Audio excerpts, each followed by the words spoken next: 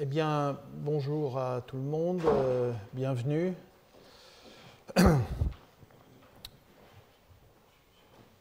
Alors aujourd'hui, si vous voulez, après avoir finalement plutôt mis le focus sur le zoom sur le solide, avec la molécule qui venait comme élément de perturbation, d'optimisation, d'amélioration, enfin, etc. Là, ça va être un angle inverse, dans lequel c'est la molécule qui est au centre et c'est le solide qui accompagne, et en particulier pour rendre la molécule solide. Donc, évidemment, le support lui-même, dans certains cas, a énormément d'impact sur l'activité de la molécule, mais disons que dans un premier temps, le solide est là pour ce qu'on appelle l'hétérogénéisation du catalyseur. Alors, on va faire ça pendant cette séance et la prochaine, et on va avoir peut-être parmi les deux plus grands spécialistes français de ces questions dans ces derniers temps, c'est-à-dire des chimistes qui ont cette démarche d'une certaine façon de croire dans le moléculaire et d'essayer d'exploiter les catalyseurs moléculaires à travers des hétérogénéisations qui, comme on le verra, peuvent stabiliser, activer, etc. C'est pas simple, mais il y a un certain nombre de gens qui travaillent là-dedans. Donc aujourd'hui, c'est Marc Robert qui est professeur à Sorbonne Paris Université, qui est un éminent électrochimiste parisien, français, et qui va parler plus spécifiquement de catalyseurs pour l'activation et la réduction du CO2. Puis la semaine prochaine, c'est Vincent Artero, dont je parlerai un petit peu aujourd'hui pour des travaux que nous avons faits ensemble à l'époque, et qui est directeur de recherche au CEA et qui a aussi une démarche très moléculaire et en même temps à travers des valorisations de ces molécules sur des solides. Alors, désolé, il y a une incohérence, c'est-à-dire que, mais c'était des problèmes d'agenda des uns et des autres. Aujourd'hui, je ne vais pas parler de CO2 du tout, et j'avais prévu d'en parler la semaine prochaine. Or, il s'avère que le spécialiste du CO2, c'est aujourd'hui, et celui de l'hydrogène, c'est la semaine prochaine. Donc il y a une petite inversion comme ça, mais enfin, ce n'est pas trop grave. Alors, je vais quand même redonner quelques éléments que j'avais donnés l'année dernière, puisque, comme vous avez vu, cette série de cours cette année est la continuation de choses que j'avais engagées l'an dernier et qui se termineront cette année. L'année prochaine, on parlera de complètement autre chose. Mais disons à nouveau, il faut redonner le contexte et la grande question du moléculaire versus l'homogène versus l'hétérogène. Donc à nouveau, je me pose ces questions uniquement dans le contexte de ces technologies-là. Il y a 36 000 autres réactions chimiques qui utilisent des catalyseurs homogènes hétérogénéisés et des catalyseurs hétérogènes. Là, je parle d'une question spécifique, c'est l'utilisation de catalyseurs dans des dispositifs électrochimiques, c'est-à-dire en gros cela, c'est-à-dire des électrolyseurs, des piles, des cellules photoélectrochimiques, dans lesquelles, comme vous le savez maintenant parce que je l'ai répété à plusieurs reprises, vous avez l'élément clé qui est l'électrode, l'anode et la cathode, où se passent des réactions chimiques qui ont besoin de catalyseurs.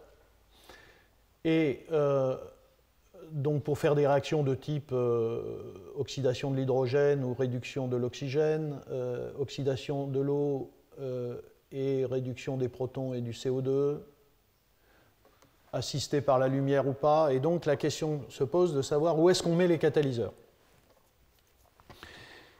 Et évidemment, on ne les met pas au même endroit quand on travaille sur de la catalyse homogène et de la catalyse hétérogène. Donc, si vous voulez, lorsque vous avez un catalyseur homogène, eh bien, ce catalyseur homogène, par définition, il est soluble dans les milieux dans lesquels vous travaillez, et Et donc, ils vont être là-dedans. Ils ne sont pas fixés à l'électrode, ils flottent, ils sont solubles dans le milieu, dans le solvant. Et aujourd'hui, je dois dire qu'il est assez clair que dans le contexte à nouveau de ces technologies, de ces dispositifs, alors je m'engage en allant assez loin, il n'y a pas d'avenir pour des catalyseurs moléculaires si on ne les fixe pas. Donc c'est là que vient la question. Alors je vais assez loin, comme je l'ai dit à plusieurs reprises, même pour moi et pour les activités du laboratoire, puisque nous faisons de la catalyse moléculaire, mais j'ai déjà expliqué pourquoi c'était aussi intéressant de faire de la catalyse moléculaire, mais en tout cas, dans un but d'application, je crois qu'il y a vraiment une question là, et donc c'est ça qui engage, si vous voulez, les espèces moléculaires, que ce soit des catalyseurs, je n'ai pas parlé de photosensibilisateurs, mais là aussi, dans des cellules photoélectrochimiques, il faut des molécules qui absorbent la lumière, qui réalisent la séparation de charges nécessaire à l'oxydation de l'eau et à la réduction du CO2 ou des protons ou d'autres choses. Donc tout ça peut être moléculaire, mais si on veut vraiment aller plus loin, et la mise au point de dispositifs à travers des cellules électrochimiques ou photoélectrochimiques pratiques, il va falloir les fixer.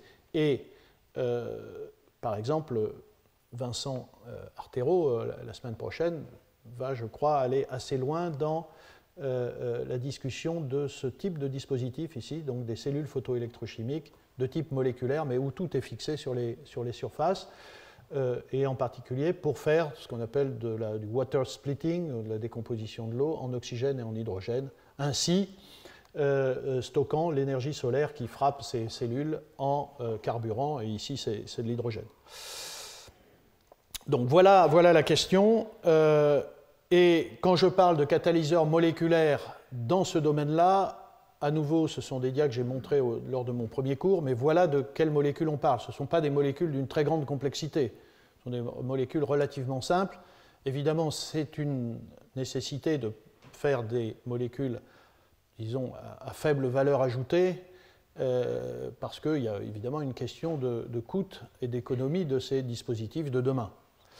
Donc, vous voyez, donc, pour l'hydrogène, que ce soit la réduction de l'eau en hydrogène ou l'oxydation de l'hydrogène en eau, cette deuxième réaction d'ailleurs étant très peu réalisée à partir de complexes moléculaires, peut-être exclusivement avec ce type de catalyseur, de complexes de nickel, mais tout le reste sont des catalyseurs qui sont connus pour faire de la réduction des protons avec des performances relativement intéressantes, donc qui méritent d'être greffés.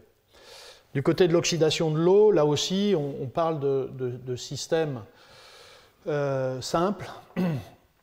Comme vous voyez, ici, par exemple, vous avez beaucoup de cobalt, et puis vous avez aussi du ruthénium ou de l'iridium, et là, bon, je l'ai dit 1000 fois, mais je le répète, évidemment, il y a avantage à se focaliser sur les complexes avec des métaux non nobles, pour des raisons économiques, hein, bien sûr, et de disponibilité des éléments. Même chose du côté des complexes de réduction de l'oxygène, où vous avez aussi des complexes à base de cuivre, en particulier, de fer, de cobalt. Vous voyez. Donc c'est ce type de molécules. Et puis, pour terminer, mais ça, je n'en parlerai plus, j'y reviendrai la semaine prochaine. Voilà, toute une série de molécules qui sont des catalyseurs très connus pour la communauté des chimistes, des chimistes moléculaires du CO2 et qui ont tous pratiquement été étudiés dans le contexte d'une hétérogénéisation sur une électrode. Donc, de quoi il s'agit quand on parle d'hétérogénéisation? Eh bien, il s'agit de faire en sorte, et je vais vous montrer, et c'est l'objet un peu de ce cours, de vous montrer un peu les technologies qui existent pour fixer ces catalyseurs moléculaires. Il faut évidemment mettre en œuvre des liens relativement forts entre la surface et le catalyseur, parce que le catalyseur lui-même, comme je l'ai dit, est soluble dans le milieu, dans le solvant, donc il a envie de rester dans le solvant et pas d'aller se coller sur une surface. Donc il faut créer des interactions assez fortes, parce qu'on veut aussi que le catalyseur dure longtemps, soit actif longtemps. Hein. Les dispositifs, ils sont destinés à fonctionner des semaines, des mois, des années. Donc il faut des liens relativement importants. Le support, c'est évidemment des matériaux donc solides qui ont les propriétés attendues pour une électrode. Hein. Ils doivent être conducteurs ou semi-conducteurs, ils doivent être transparents si on doit leur envoyer des photons, de la lumière hein, solaire, etc. Donc il y a toutes sortes de matériaux. Alors dans les matériaux carbonés, alors ceux-là ils ne sont pas transparents, hein, donc ce n'est pas eux qu'il faut utiliser pour les cellules photoélectrochimiques. Voilà, on va parler de nanotubes de carbone, de graphène. Vous avez des semi-conducteurs de type sulfure de cadmium. Vous avez évidemment tout un tas d'oxydes métalliques. Oxyde de titane, de nickel, ITO, FTO, et puis ça peut être des métaux aussi, or, nickel, cuivre, hein, comme support. Donc il y a un grand choix, évidemment ce choix dépend voilà, des performances et de l'association possible. Je ne parlerai pas de ça parce que finalement l'an dernier j'en ai parlé un petit peu. Vous pouvez aussi utiliser des matériaux poreux, voilà, de type polymère de coordination, silicate mésoporeux, zéolite, etc. Donc tout un tas de matériaux qui vont accepter les molécules, les catalyseurs moléculaires, sans les fixer peut-être de façon forte, de façon covalente, mais leur insertion dans des pores peut les maintenir assez longtemps. Voilà. Mais je ne parlerai pas de ça. Oui, en gros, à nouveau, ça j'avais montré ça lors de enfin je crois, je ne sais pas quand, l'année dernière peut-être. L'idée ici, c'est que, évidemment, ceux qui ont cette démarche d'hétérogénéisation, c'est pour défendre la molécule, c'est pour défendre le catalyseur moléculaire, et on verra sans doute tout à l'heure un défenseur de la catalyse moléculaire qui donc veut greffer ces catalyseurs sur un solide. Évidemment, on annonce quand on fait ça qu'on va gagner. On va gagner avec tout un tas d'avantages et qu'on va stabiliser le catalyseur. On va faciliter les transferts d'électrons entre l'électrode et le catalyseur. Vous voyez, au lieu les points bleus ici, c'est schématique, hein, ce sont les catalyseurs. Là, ils sont dans le solvant. Et il n'y a qu'une toute petite partie qui est à proximité de l'électrode. Et là, vous avez une très grande partie des catalyseurs qui ne sont pas actifs, ne sont pas utilisés. Donc, ce n'est pas très rentable d'une certaine façon, mais voilà. Sur un solide, quand vous avez un catalyseur solide sur une électrode, vous voyez que, bon, en gros, tout le catalyseur est utilisé, il est en contact avec l'électrode. Donc l'idée avec un greffage, c'est de ramener tous ces points bleus à la surface de l'électrode. Donc on va faciliter les transferts d'électrons, on va peut-être limiter des processus de désactivation, en particulier des processus bimoléculaires qui sont connus hein, pour ça. On va avoir évidemment une concentration locale plus grande de catalyseurs dans la couche de réaction, à l'interface entre l'électrode et le catalyseur. Finalement, on va pouvoir changer l'électrolyte. Beaucoup de ces catalyseurs sont solubles en milieu organique. Or, il y a un enjeu à les faire fonctionner dans l'eau, qui est le solvant de prédilection pour ces dispositifs dont j'ai parlé, technologiques, la pile, cellule électrochimique, enfin, etc. L'intérêt, c'est que, vous voyez, dans cette situation-là, si vous les mettez dans l'eau, ils précipitent, ils se désactivent, ils se transforment, alors que dans une situation comme ça, on peut mettre de l'eau, ils sont accrochés sur la surface et ils ne vont pas passer dans l'eau et ils ne vont pas précipiter, ils ne vont pas se désactiver. Enfin, c'est la théorie. Voilà, et donc, et évidemment, c'est une des clés de l'hétérogénéisation des catalyseurs homogènes en général, c'est qu'on peut les récupérer. Dans cette situation-là, on sort l'électrode, il y a toujours le catalyseur dessus, on peut le remettre, on peut le laver et puis le remettre dans une autre pile, un autre électrolyseur. A l'inverse, ici, vous voyez, c'est plus difficile de ressortir le catalyseur quand il est dilué dans le solvant. Donc voilà un petit peu les choses. Donc ça, c'est ce qu'on annonce hein, quand on fait de l'hétérogénéisation, c'est ce qu'on espère. Et puis, vous avez aussi des problèmes qui sont liés, évidemment, sinon ça serait très simple et ça serait déjà fait et on aurait toutes nos cellules électrochimiques avec des catalyseurs comme ça.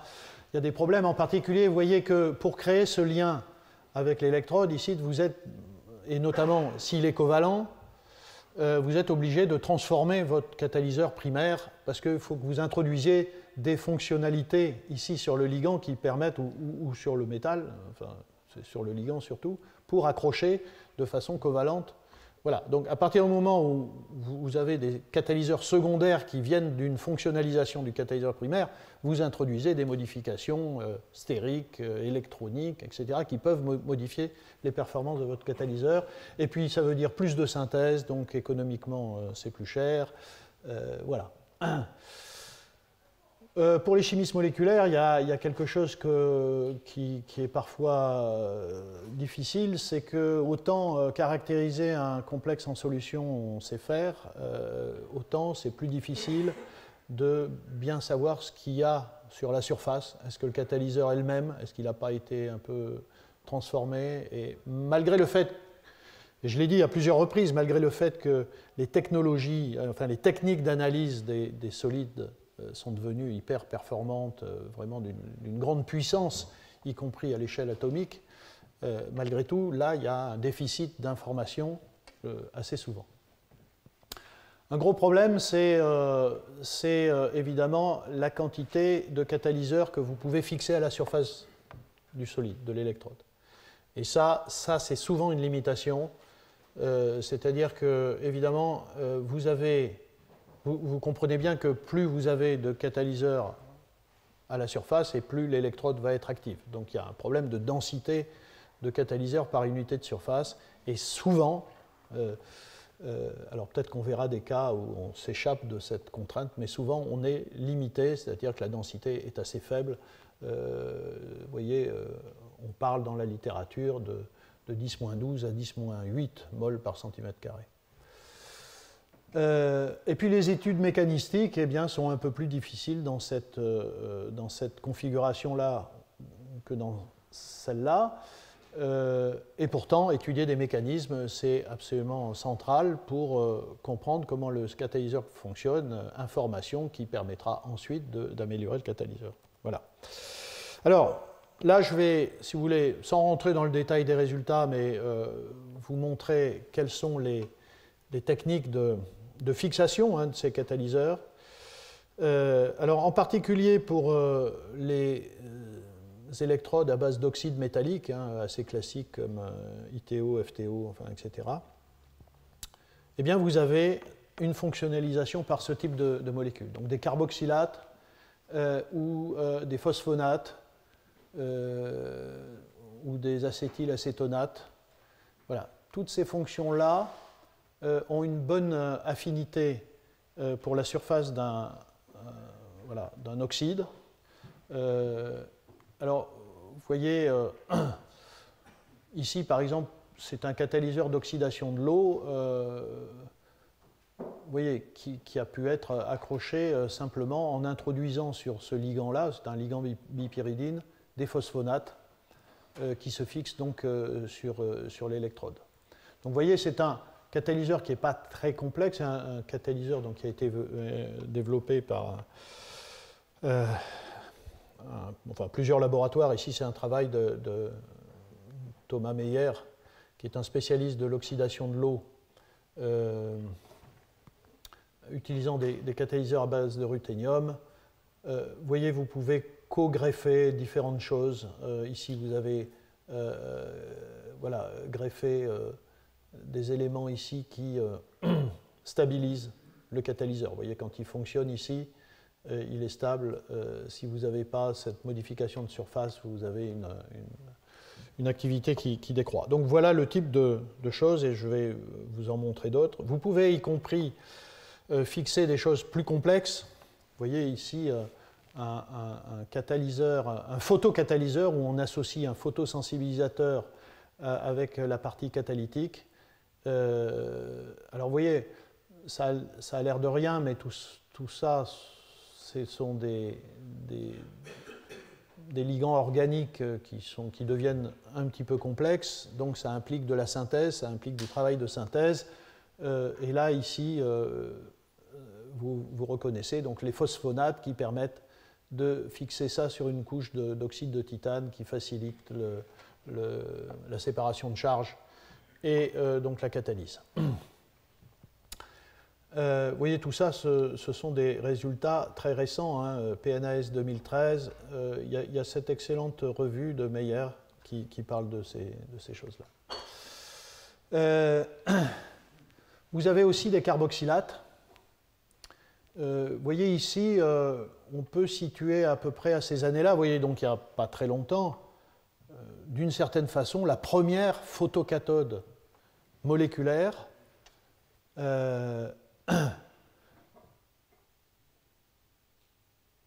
sans métaux nobles. Hein, vous voyez, par rapport à ici, il y a du ruthénium 2 fois.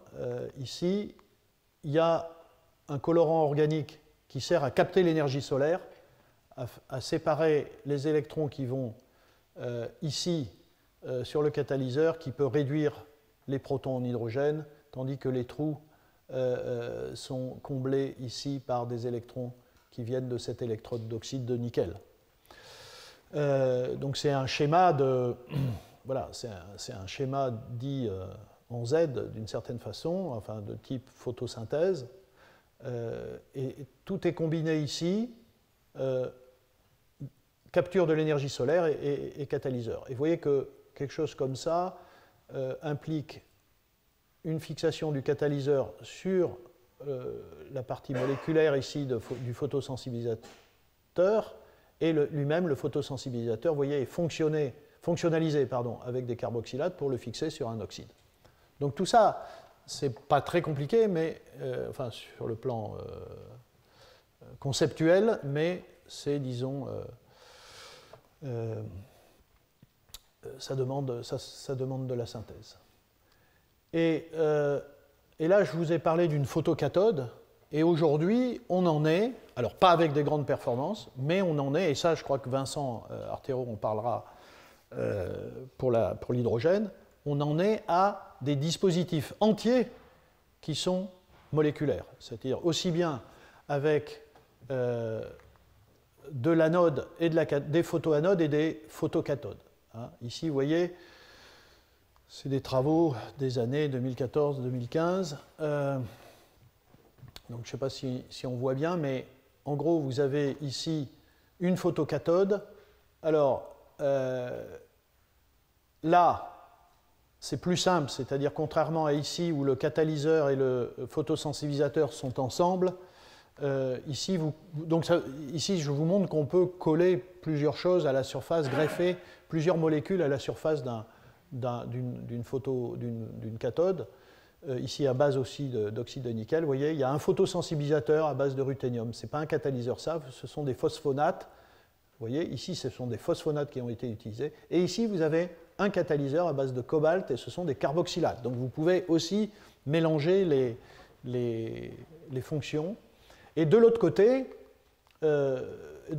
vous trouvez le même photosensibilisateur ici que celui-là, et accroché par des phosphonates, et ici, avec des carboxylates, vous avez un catalyseur à base de ruthénium, voilà, qui n'est pas le même, hein, vous voyez la différence peut-être, mais en tout cas, voilà. Donc vous pouvez accrocher plein de choses par des fonctionnalités différentes, et à la fin, vous avez un ensemble qui est purement moléculaire, dans le sang, enfin purement, il faut bien des électrodes solides ici, mais où les parties les plus importantes, c'est-à-dire capture du soleil, les photons solaires, et catalyseurs, sont dans des molécules et pas dans des solides.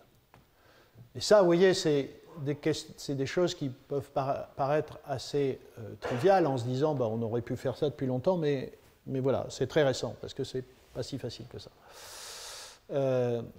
Bon, et ici, vous avez quelques informations sur les performances. Le problème ici, ce sont des dispositifs qui sont encore avec des courants relativement faibles et des stabilités qui sont faibles aussi. Donc il faut aller plus loin. Bon, ça c'est peut-être pas nécessaire. Bon, donc je vous ai parlé de fonctions carboxylate phosphonate. Deuxième grande approche, c'est de fixer vos catalyseurs sur des polymères. Donc là, on tombe sur la chimie des polymères. Ce n'est pas de la chimie très compliquée, c'est avec des polymères relativement classiques.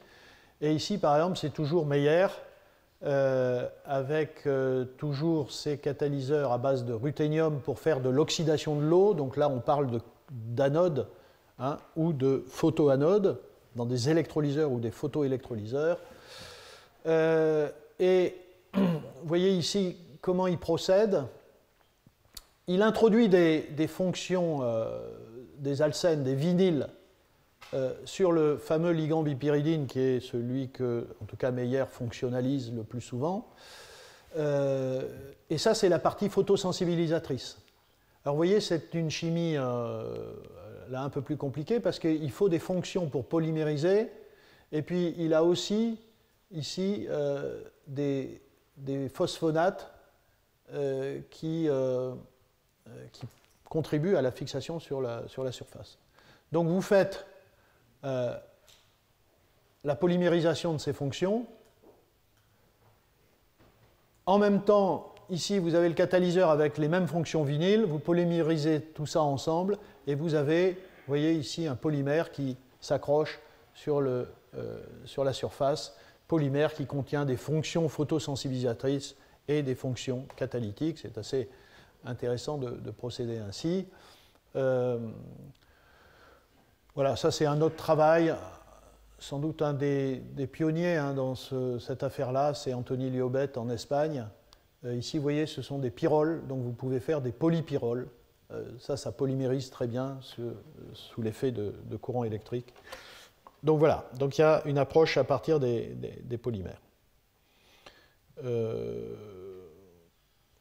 Bon, ça c'est la même chose, c'est un peu différent dans le sens où ici vous avez un lien qui n'est pas vraiment covalent, c'est un lien de coordination entre le cobalt et ces pyridines. Donc vous voyez, vous avez ici une molécule qui s'appelle vinylpyridine, vous pouvez la polymériser. Vous avez un polyéthylène avec des fonctions pyridines qui peuvent accrocher des métaux. Et ici, c'est le cas d'un complexe de cobalt. Et ensuite, ce polymère est déposé sur un semi-conducteur, et donc vous faites une photocathode par ce biais-là qui peut être éclairée et activée pour faire de la catalyse de réduction des protons en hydrogène. Et vous voyez ici les différences d'activité selon que le complexe est fixé, c'est en bleu, ou pas fixé sur le semi-conducteur. Donc de très grosses différences de surtension et donc de courant pour un potentiel donné. Donc il y a un gros avantage à faire ça. Là, c'est juste pour mentionner ce polymère qui est pas mal utilisé, mais j'en reparlerai la semaine prochaine. C'est un polymère qui vient de l'observation que ces complexes carbonyles bipyridines de ruthénium sont plutôt de très bons catalyseurs de la réduction du CO2. Et ici, c'est un travail. Alors, ces catalyseurs-là sont depuis quelques années très développés par Toyota pour faire des cellules. Et ici, vous voyez, vous avez à nouveau un pyrrole et vous faites des polypyroles qui contiennent ces fonctions ruthénium. Alors là encore, c'est du ruthénium, donc vous pourriez dire, ok, ce n'est pas l'idéal, mais ce sont des catalyseurs qui sont pas mal développés sous la forme de polymères. Troisième approche, à travers une fixation covalente, c'est l'utilisation, donc fixation covalente sur soit du carbone, soit d'un métal, soit un semi-conducteur, etc. C'est l'utilisation de sel de diazonium. Donc il faut connaître cette chimie parce qu'elle est très développée. Vous voyez ces composés aryl-diazonium avec une fonction aromatique ici. Lorsque vous introduisez, vous leur appliquez un potentiel pas très très bas, vous voyez, vous réduisez cette fonction et vous créez une entité radicalaire qui est qui est très réactive et qui va s'accrocher, qui va faire une liaison carbone-carbone, par exemple, avec l'électrode de carbone qui se trouve là. Et donc vous allez créer un lien covalent assez fort. En tout cas, c'est le principe. Vous voyez que si vous le faites avec des fonctions, ici c'est un acide ou ici c'est un groupement nitro qui devient amino dans les conditions de l'électrochimie, vous avez non seulement des composés aromatiques ici, mais vous avez en plus des fonctions qui peuvent servir à accrocher de façon covalente des catalyseurs. Voilà, ici c'est quelques exemples. Vous voyez, une fois que vous avez une amine, si vous avez un ester activé, eh bien vous pouvez fixer, et vous voyez tout d'un coup, vous avez ce complexe là, diatomique, binucléaire pardon, de fer, qui est accroché sur une surface de carbone. Ça s'est donc passé en deux temps. Un diazonium qui s'accroche de façon covalente sur la surface, et ensuite on profite de la fonctionnalité qui est là pour accrocher le complexe. Et on a une électrode moléculaire avec un catalyseur. Alors le problème, c'est que c'est assez difficile à gérer cette affaire-là. Ici, vous voyez, je vous montre une couche. En réalité, ce n'est pas une couche, c'est quelque chose d'assez complexe parce que ces radicaux là, qui sont là, sont eux-mêmes très réactifs, non seulement vis-à-vis de la surface, mais vis-à-vis des noyaux aromatiques qui s'accrochent. Et donc, en fait, vous avez quelque chose d'assez complexe à la surface où vous avez plusieurs groupements qui sont accrochés un peu partout et qui font plusieurs couches. Et il faut gérer ça parce que plus les couches sont élevées, et plus il va y avoir de résistance, de perte de conductivité. Et donc, voilà. Alors, donc, il y a des stratégies où vous introduisez des groupements encombrants pour ne fixer qu'une couche. Enfin, il y a tout un tas de stratégies pour gérer cette affaire-là. Mais c'est une affaire assez importante.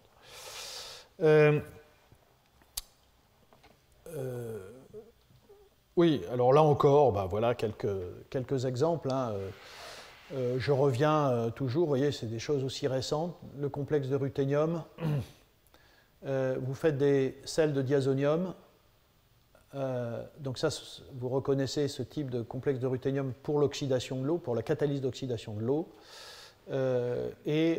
Ensuite, eh bien, vous les fixez sur des électrodes de carbone.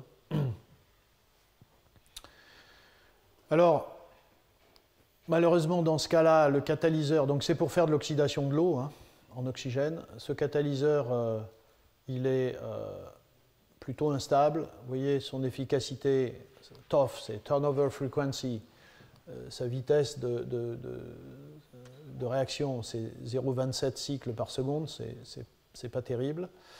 Donc la question, c'est que, vous voyez, alors qu'on se dit qu'en le fixant sur une surface, on va éviter les réactions bimoléculaires et donc la désactivation, malgré tout, il peut se passer des réactions bimoléculaires sur des surfaces.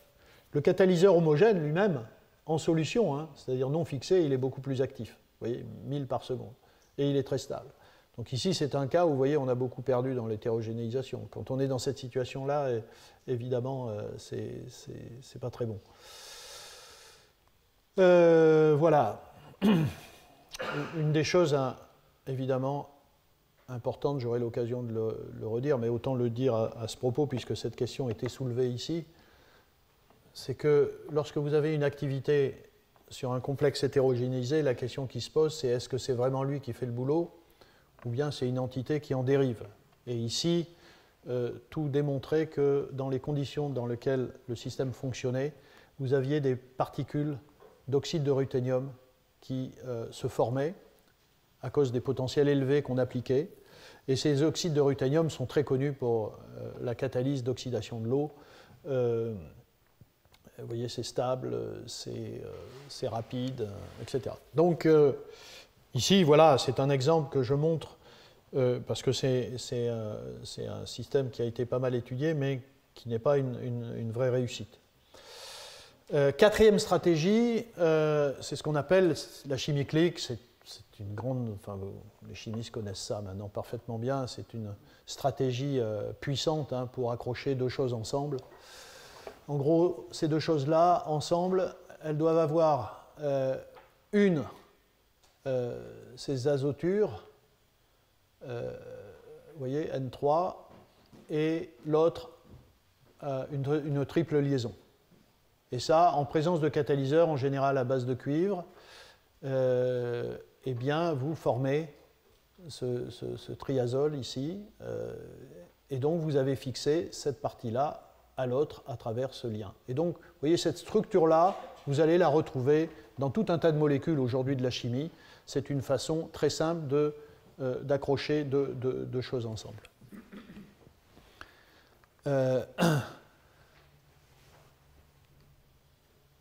Bon, voilà un exemple. Vous voyez, dans les début des années 2010, pour faire de la réduction de l'oxygène, un certain nombre de gens ont été intéressés par le cuivre, puisque vous avez des enzymes qui sont des lacases, qu'on appelle des lacases, qui sont des systèmes avec plusieurs atomes de cuivre dans le site actif, 3 d'un côté, puis un peu plus loin qui participe au transfert d'électrons, mais vous avez un ensemble d'atomes de cuivre, très entourés, vous voyez, par un environnement azoté, c'est-à-dire des histidines dans la protéine.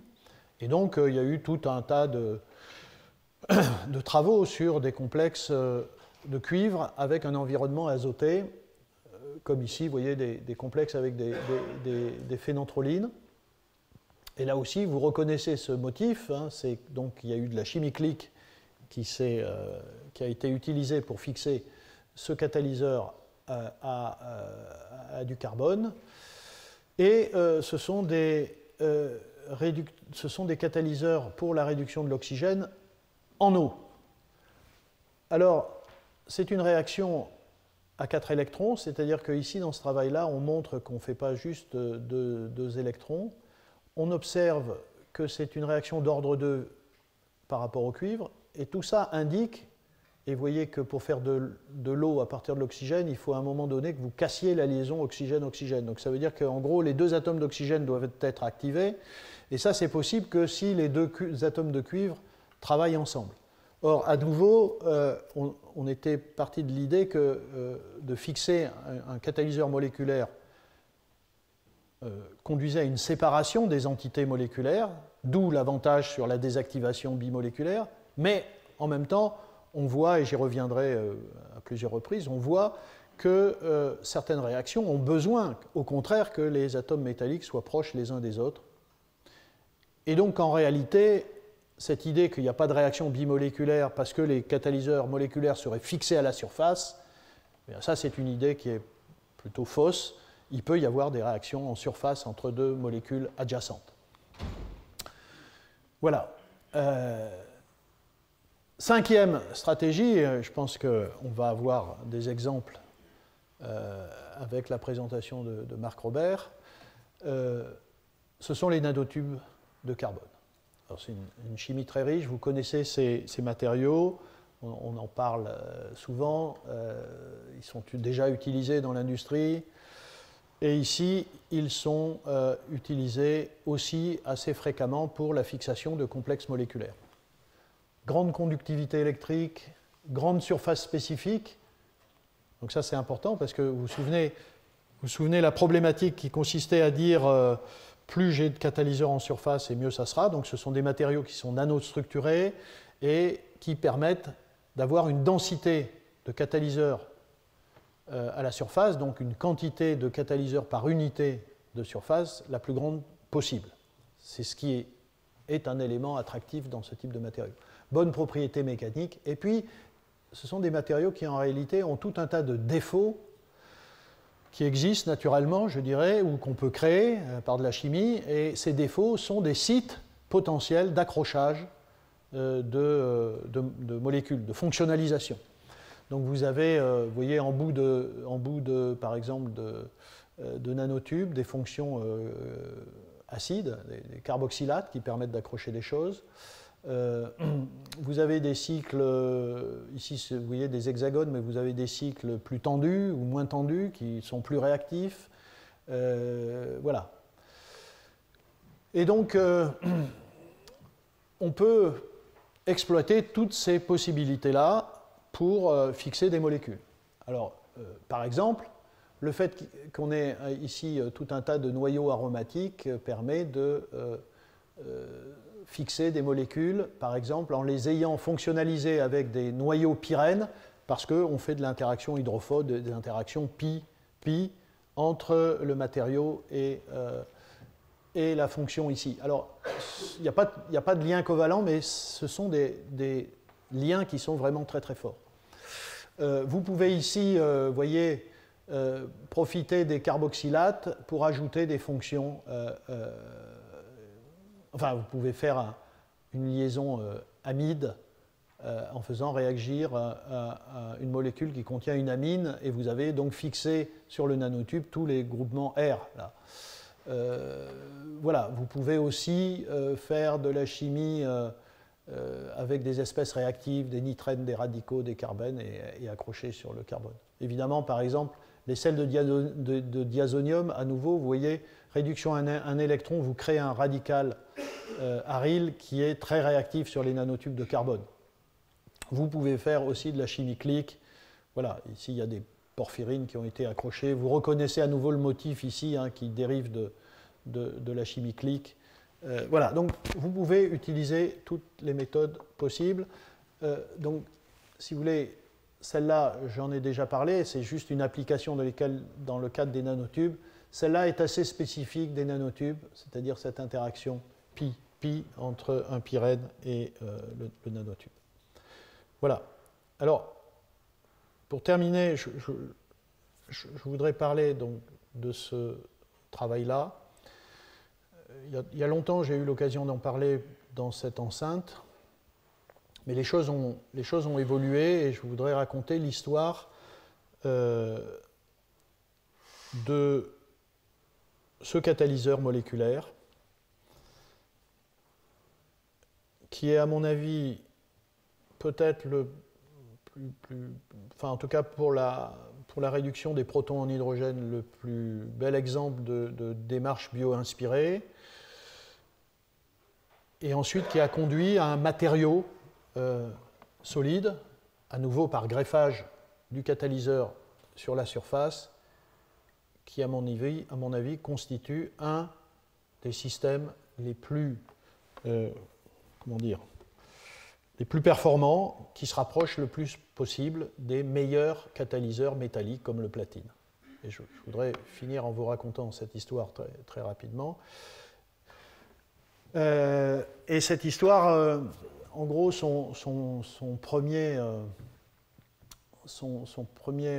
les premiers résultats, vous voyez, c'est 10 ans. Et donc c'est un travail qui a été fait en collaboration, enfin un travail commun avec Vincent Artero, c'est lui, si vous le voyez la semaine prochaine, il a à peu près la même tête. Et avec un postdoc à l'époque, Alan Le Goff, qui est maintenant chercheur au CNRS à Grenoble. Et ce matériau est encore travaillé par son équipe. Et donc, je vais vous raconter ça. Donc, à nouveau, quelle a été la démarche ?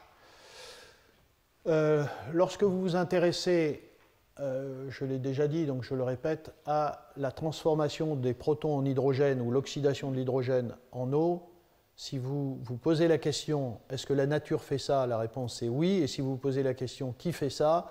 La réponse est maintenant bien connue. C'est une classe d'enzymes qui s'appelle les hydrogénases, qui sont des systèmes assez complexes, mais qui contiennent dans leur site actif soit du nickel et du fer, voyez, soit 2 atomes de fer. Ce sont des catalyseurs puissants, enfin vraiment sans doute parmi les meilleurs qui existent sur la planète. Simplement, ils sont au sein d'une protéine, d'une enzyme, et donc voilà, ce n'est pas la même chose que les petits complexes dont je vous ai parlé, ce n'est pas la même chose que les catalyseurs solides dont j'ai pu vous parler, etc. Donc c'est une protéine pas facile à obtenir, assez instable, voilà, avec tout un tas de défauts, même si, et je l'ai dit plusieurs fois, il y a tout un tas de travaux qui consistent à croire en l'utilisation des enzymes elles-mêmes et de les mettre sur des électrodes et faire ce qu'on appelle des bioélectrodes pour faire cette chimie-là. Il y a énormément de travaux encore là-dessus. Bon. Et donc, si vous voulez, à partir de ces informations, en particulier structurales, Dan Du Bois, vous voyez, au début des années 2000, s'est lancé dans l'étude de complexes très simples, à base de nickel, avec des ligands diphosphine. Pourquoi nickel? Vous avez bien compris, c'est parce que la nature a choisi le nickel comme atome pour faire cette chimie-là, donc autant regarder des atomes de nickel. Et la deuxième chose, c'est en regardant ce site actif d'une deuxième classe d'hydrogénase, à nouveau les deux classes, observez que vous avez un atome d'azote ici qui est absolument essentiel et que Du Bois introduit ici, et qui est absolument essentiel pour l'activité. Et donc, avec Vincent, ce qu'on a fait, c'est qu'on a modifié, on a travaillé sur ces complexes de nickel et on les a modifiés suffisamment à travers justement l'utilisation de sels de diazonium pour fonctionnaliser avec des amines les nanotubes de carbone et pour fixer avec des ligands qui contenaient des liaisons acides, de fixer tout ça à la surface d'un nanotube de carbone. Et vous voyez, c'est à nouveau ce qui est indiqué ici. Vous voyez, un sel de diazonium avec une amine en bout. Donc vous avez une fonction sur le nanotube. Vous avez un ester activé ici. Donc vous fixez le catalyseur. Et ce catalyseur, en fait, si vous voulez, l'histoire, c'est que c'est un des cas où le catalyseur, une fois fixé, a des propriétés qui sont infiniment meilleures que lorsqu'il était en solution. Je vous ai cité des cas où c'était le contraire, c'est souvent le contraire. Pour le moment, c'est souvent le contraire. Contrairement à Madia où je disais cool, c'est souvent le contraire. Ici, c'est un cas qui reste encore d'une certaine façon, 10 ans après, assez mystérieux sur ce qui se passe vraiment sur la surface pour que ce catalyseur devienne aussi bon. Ensuite, il a été mis assez vite. Il s'avère que cette recherche s'est développée au commissariat à l'énergie atomique à Grenoble, et donc assez rapidement, il y avait les outils et les services technologiques pour aller dans des dispositifs de type pile à combustible, et en particulier la technologie, enfin, en anglais on appelle PEMFC, Proton Exchange Membrane Fuel Cell, qui est une technologie qui est intéressante parce que on est dans des conditions de température et de pression qui sont normales, et en milieu très acide. Et donc, si vous voulez, on a ce qu'on appelle une gas diffusion layer, c'est un tissu de carbone donc recouvert, comme c'est écrit ici, par une membrane de carbone conductrice, et qui est, si vous voulez, étanche et perméable au gaz. Et donc vous assemblez tout ça, vous voyez, vous déposez votre catalyseur là, à base de nickel avec les nanotubes de carbone sur cette GDL, vous mettez une membrane de Nafion, qui est cette molécule qui permet les échanges de protons et la circulation de l'eau, et vous avez un milieu très acide. Ce sont les conditions des piles à combustible de cette technologie-là. Ça ne marche plus. Voilà. Et là, finalement, la grande découverte, c'est que ce catalyseur, vous voyez ici, ici vous avez le platine. Ce pic ici indique la surtension. Vous avez l'intérêt du platine, c'est qu'il y a une surtension à peu près nulle pour faire la réduction des protons, et ce matériau, à base de nickel, a également une surtension nulle. C'est-à-dire, même cette surtension, enfin, pas loin de zéro, cette surtension, elle est beaucoup plus petite, que le catalyseur en solution. Donc on gagne 200 à 300 millivolts. Donc ça, c'est assez fascinant. Et l'autre chose, et ça n'existait pas en solution. Surtension nulle, mais à ce moment-là, le catalyseur, alors ça, ici c'est du courant en fonction de la tension. Ici, en négatif, vous avez la réduction des protons en hydrogène, et de l'autre côté, vous avez l'oxydation de l'hydrogène en protons. Et le catalyseur soluble n'est pas capable de faire l'oxydation de l'hydrogène, alors que fixé sur le nanotube de carbone, il devient capable d'oxyder. Donc il est capable de faire les deux, donc il peut être utilisé aussi bien dans un électrolyseur que dans une pile. Un des problèmes, et en plus il est stable, vous voyez là on atteint, donc en gros on va atteindre des centaines de milliers de cycles catalytiques. Alors vous voyez ici, le courant en oxydation de l'hydrogène est plus faible qu'en production d'hydrogène. Bon. Le problème, c'est que vous voyez que les courants obtenus sont presque 100 fois plus importants avec le platine, même si c'est du platine, donc plus cher, même si c'est ici comparé avec 10 fois plus de platine que de nickel, enfin, etc. Mais bon, alors mettons que ça soit proportionnel, donc on a plus d'un facteur 10. Donc voilà, donc les courants sont moins bons, tout simplement, et ça c'est la question que j'ai déjà soulevée, parce que la densité de site actif, la densité de catalyseur à la surface du solide, du nanotube, de l'électrode, est insuffisante. Donc, une des façons d'augmenter le courant, c'est d'augmenter la quantité de catalyseurs à la surface. Et ça, c'est ce qui a été fait par Fang assez rapidement. Vous voyez, c'était déjà les années 2011, donc 2 ans après le premier papier, où simplement, au lieu d'avoir une fixation covalente, comme tout à l'heure, vous vous souvenez, celle de diazonium, ester activé, etc. Ici, c'est la stratégie pyrène. Donc, Fang a introduit une fonction pyrène qu'il a accrochée sur le nanotube. Et là, évidemment, c'est beaucoup plus simple à faire. Hein. Vous n'avez pas d'électrochimie, vous n'avez pas d'une seconde réaction de fixation, etc. Vous mélangez votre préparation de complexe dans des solutions de nanotubes et ça s'accroche, quoi, en gros. Donc on a pu mettre une charge en catalyseur plus grande et on a pu augmenter les densités de courant. Et vous voyez ici, en densité de courant, voilà, on gagne un facteur 5, disons, ce qui est intéressant. Et par ailleurs, il s'avère que, vous savez, le platine est un catalyseur qui est très sensible au monoxyde de carbone. Il peut être très rapidement désactivé. Et c'est un des problèmes des piles à combustible. Et regardez ici, en fonctionnement, dans un vrai fonctionnement de pile, notre catalyseur et le platine.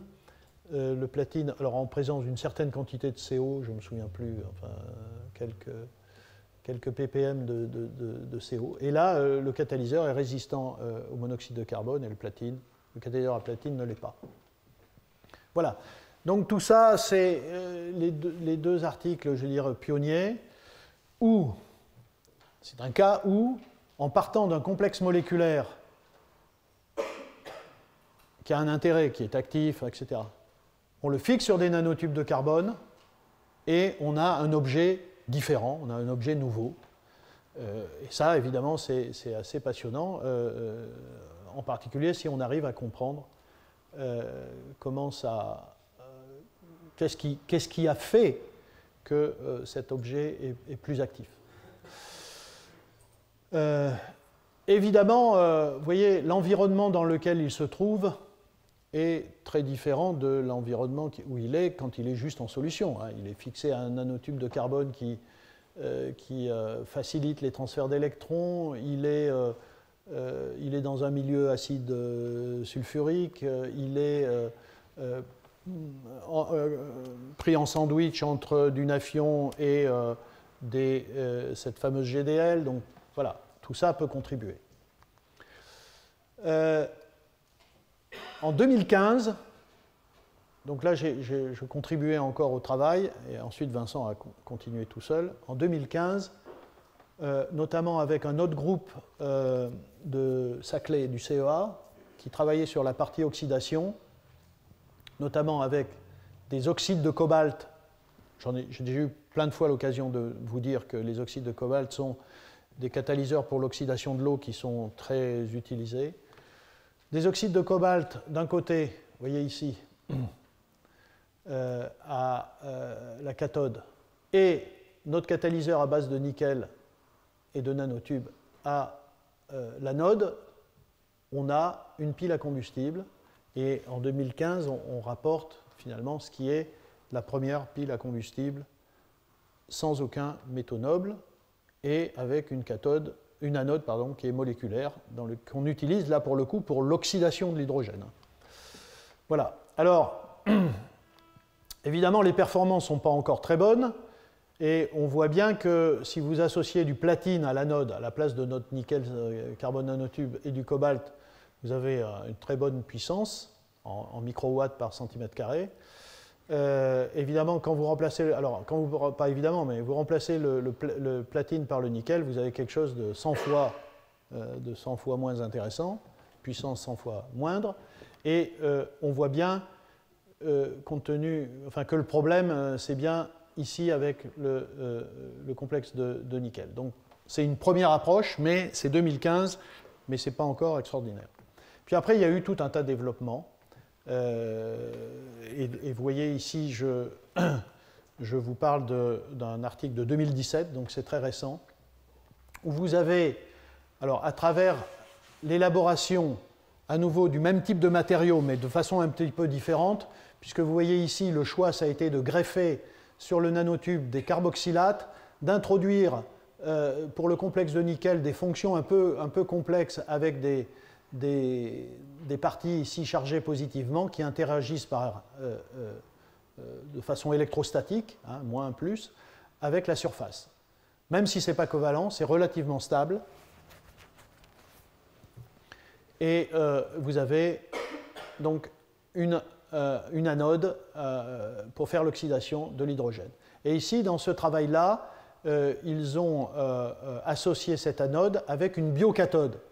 C'est une cathode dans laquelle se fait la réduction de l'oxygène et c'est une enzyme qui est utilisée ici. Et vous voyez maintenant que si on regarde, je ne rentre pas dans le détail, mais vous voyez ici, si on prend le catalyseur nanotube de carbone-nickel avec cette cathode enzymatique, cette biocathode, on arrive à une puissance de 2 mW par centimètre carré. Et si on la compare avec du platine à la place ici de la cathode, on a 14 mW par centimètre carré. On commence à se rapprocher, je dirais, des performances. Voilà. Enfin, je termine là-dessus, encore plus d'optimisation. Il y a quelqu'un qui a travaillé ici sur ces sujets-là. Toujours pareil, augmenter la densité de sites catalytiques sur la surface, améliorer le transport du substrat, l'hydrogène et les protons, et améliorer la stabilité du système. Et ça a été fait avec un travail ici, vous voyez, publié en 2016, où jusqu'à présent, les conditions de greffage des molécules sur le nanotube étaient assez drastiques. C'est des bases fortes dans des solvants organiques comme le DMF, etc. Ça conduisait à désactiver le complexe, à démétaller le complexe, etc. Donc là, la stratégie, vous voyez, c'est pas très compliqué, mais c'est de se dire, si on greffait le ligand d'abord, vous voyez, la diphosphine là, et ensuite on métale. Voilà. Eh bien, ça c'est un premier élément. Et le deuxième élément, et j'ai déjà évoqué ça en début de mon exposé, c'est l'importance du support. Et là, le choix qui a été fait dans cet article, donc c'est un travail aussi du laboratoire de Vincent, c'est de prendre un support qui est mieux nanostructuré, donc avec des plus grandes surfaces spécifiques, plus perméable à l'hydrogène, et qui permet un meilleur transport de l'électrolyte. Vous voyez, tout ça, il faut gérer, mais là, on commence à devenir... Vous voyez, la démarche, c'est qu'on a trouvé un catalyseur très tôt, et puis après, ça devient de la technologie, de la technique, mais néanmoins, c'est hyper important. Et si on prend des microfibres de carbone maintenant, qu'on les mélange avec les nanotubes fonctionnalisés et qu'on le dépose sur le GDL, comme vous pouvez le voir ici, avant, après, vous voyez, on gagne un facteur 20 dans ce qui est énorme, parce que ce n'est pas tout à fait proportionnel, mais ça veut dire que vous allez gagner 20 en courant. Vous gagnez un facteur 20 sur la densité surfacique. Et je vais terminer là, c'est ma dernière. Et dans cet article, si vous voulez, à nouveau, qu'est-ce qu'on retrouve? On retrouve que ce matériau dont je vous ai parlé, c'est-à-dire avec méthallation en deuxième temps et microfibre de carbone, on arrive à un matériau, vous voyez, qui a, en termes de surtension, est exactement comme le platine, mais ça, c'était déjà le cas avant. Mais vous vous souvenez qu'en termes de courant, il y avait un facteur 100, et maintenant, c'est à peu près pareil. Donc, aujourd'hui, on a atteint, avec ces matériaux-là, moléculaires, greffés sur des nanotubes de carbone, des performances qui sont celles du platine et qui se traduisent, si vous voulez, dans une pile à combustible, pile à hydrogène, dans des conditions où il faut pousser un petit peu la température, que ce soit pour l'oxydation de l'eau ou pour la réduction des protons. Vous voyez que le catalyseur à base de nickel moléculaire, l'électrode moléculaire, voilà, vous avez des courants, ici 16,8, platine 26,6, à 300 mV, 40, 60, et pour la réduction des protons, 38, 32. Donc on est maintenant vraiment avec un matériau moléculaire qui est compétitif.